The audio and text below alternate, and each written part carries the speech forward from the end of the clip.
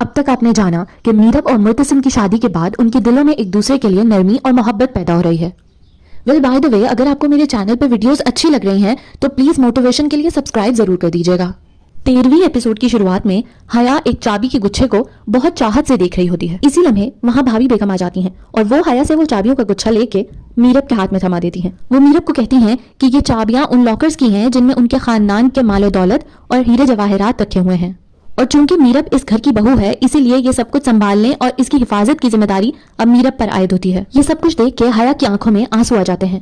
میرب وہاں سے سیدھا مرتسم کے پاس جاتی ہے اور اسے کہتی ہے کہ یہ سب کچھ تمہارا کیا دھرا ہے نا، جس پر مرتسم کہتا ہے کہ تم ہی نے تو کہا تھا کہ تمہیں مجھ سے شادی کر کے صرف نقصان ہوا ہے، اسی لیے میں نے سوچا اب تمہارا فائدہ کروا لیتا ہوں. مرتسم میرب کو محبت بھری نگاہوں سے دیکھ رہا ہوتا ہے تو میرب گھبرا جاتی ہے اور وہ اسے کہتی ہے کہ ایسے مت دیکھو مجھے. مرتسم میرب کو کہتا ہے کہ تم یہ کیوں نہیں کہتی کہ تمہیں گھبراہٹ ہوتی ہے میرے ایسے دیکھنے سے، اور میرب یہ کہہ کے وہاں سے چلی جاتی ہے کہ مجھے بس تمہاری فضول باتیں نہیں پسند. اگلے سین میں حیا میرب کے پاس آتی ہے اور اس سے کہتی ہے کہ تم مرتسم کو اپنا شوہر ہی نہیں مانتی تو تمہیں ان چابیوں پر بھی کوئی حق حاصل نہیں ہے. وہ کہتی ہے کہ اگر تم نہ آتی تو یہ سب کچھ میرا ہوتا، مرتسم بھی میرا ہوتا.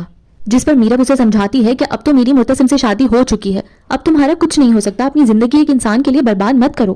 لیکن اگر پھر بھی تمہیں یہ سب کچھ چاہیے تو محنت کرو، اگر مجھے لگا کہ تم اس قابل ہو تو میں تمہیں خود سب کچھ سونپ دوں گی، مگر میرے نزدیک اب تک تم اس قابل نہیں ہوئی. اس کے بعد بھابھی بیگم میرب کو اپنی پنچایت میں بلاتی ہیں اور وہ میرب کو اپنی کرسی پر بٹھا کے کہتی ہیں کہ میری جگہ اب تم یہ ذمہ داری سنبھالو گی. اس سب سے فارغ ہونے کے بعد ایک خادمہ میرب کے پاس آتی ہے اور وہ اس سے کھانے کا مینیو پوچھتی ہے کہ آج کیا کیا بنانا چاہیے، جس پر میرب اس سے سوال کرتی ہے کہ ایسی کیا چیز ہے جو مرتسم نہیں کھاتا.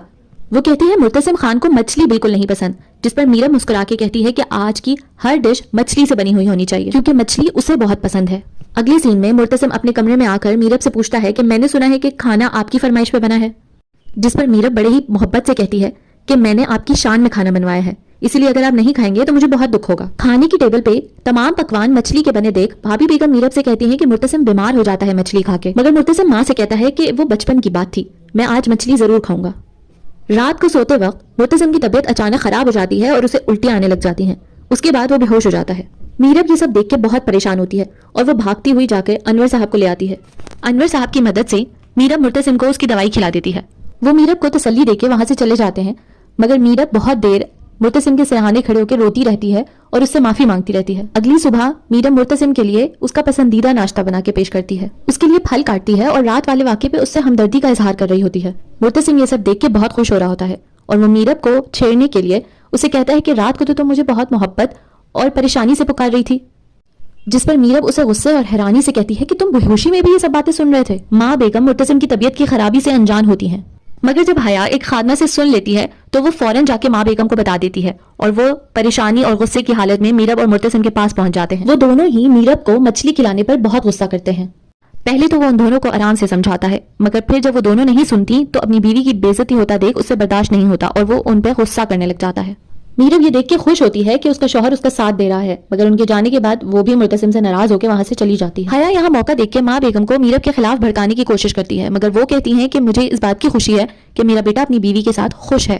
اگلے سین میں میرب کو اکیلا کھاتا دیکھ کے ماں بیگم اسے سمجھاتی ہیں کہ تمہیں اپنے شوہر کے ساتھ کھانا کھانا چاہیے اور چونکہ اس کی طبیعت خراب ہے اس لیے اس کا زیادہ خیال رکھنا چاہیے. ماں بیگم کی یہ بات حیا سن لیتی ہے اور وہ جلدی جلدی سوپ بنا کے مرتسم کے پاس لے جاتی ہے. حیا مرتسم کو بھی میرب کے خلاف بھڑکانے کی کوشش کرتی ہے، مگر وہ اس سے کہتا ہے کہ وہ میری بیوی ہے اور وہ کبھی نہ کبھی ضرور پگھل جائے گی. حیا جیسے ہی مرتسم کو سوپ پلانے لگتی ہے تو سامنے سے میرب خادمہ کے ساتھ مرتسم کے لیے سوپ لاتی ہے. میرب کو اس بات پہ بہت غصہ آتا ہے، مگر مرتسم سب کو وہاں سے بھیج کے میرب کو منانے کی کوشش کرتا ہے. مرتسم میرب سے کہتا ہے کہ میں صرف حیا کا خیال اس لیے رکھتا ہوں کیونکہ وہ اس گھر کا حصہ ہے، باقی اور کچھ نہیں ہے میرے دل میں اس کے لیے. اگلے سین میں میرب حیا کو بہت سختی سے سمجھاتی ہے کہ جب تک میرب مرتسم کی زندگی میں ہے تب تک حیا مرتسم کے پاس نظر نہیں آنی چاہیے، ورنہ وہ اس کی شادی کروا کے اسے گھر سے بھیج دے گی. سونے سے پہلے مرتسم میرب کو کہتا ہے کہ تم حیا والی بات پہ ابھی تک مجھ سے ناراض ہو، جس پر میرب کہتی ہے کہ میرا تم سے مجبوری کا رشتہ ہے، ناراض ان سے ہوا جاتا ہے جن سے رضامندی کا رشتہ ہو. میرب سوتے ہوئے اپنی سائڈ ٹیبل پہ ایک کتاب دیکھتی ہے جس کا تعلق شوہر کے حقوق سے ہوتا ہے. میرب کے پوچھنے پر مرتسم اس سے کہتا ہے کہ عورت کو پتہ ہونا چاہیے کہ اس کا وجود مرد کے وجود کی وجہ سے ہے، اگر حضرت آدم نہ ہوتے تو اماں حوا بھی وجود میں نہ آتی. وہ میرب کو کہتا ہے کہ اگر شوہر بیوی کی تعریف کرے تو بیوی ضرور اس بات پہ خوش ہوتی ہے، جیسے اگر میں تمہیں کہوں کہ تم بہت خوبصورت ہو اور بہت مضبوط بھی کہ تم دنیا فتح کر لو. مرتسم کی یہ تمام باتیں میرب کے دل کو چھو جاتی ہیں. مرتسم تو وہاں سے چلا جاتا ہے مگر میرب اپنے آپ کو آئینے میں دیکھتی رہ جاتی ہے. ویڈیو کو یہاں تک دیکھنے اور سننے کا بہت بہت شکریہ.